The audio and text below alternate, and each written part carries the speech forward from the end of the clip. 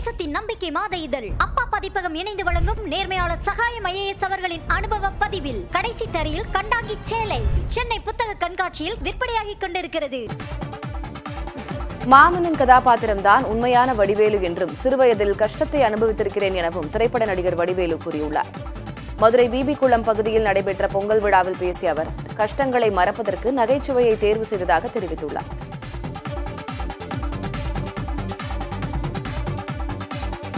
ரொம்ப உண்மையான வடிவேல் சொன்னோம்னா அந்த மாமன்னன் வடிவேல் தான்.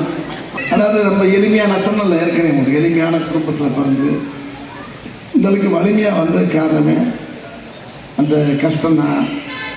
ரொம்ப சின்ன பிள்ளையில ரொம்ப வீட்டுக்குள்ளே வறுமையாக இருந்தாலும் வெளியில் ஃப்ரெண்டுகளோட வந்து காமெடி பண்ணுறது பேசுறது இது நகைச்சுவைன்றது ஜாப் வந்து எனக்கு ரொம்ப அதை கொஞ்சம் ஆர்வம் அடைக்க ஆரம்பிச்சேன்.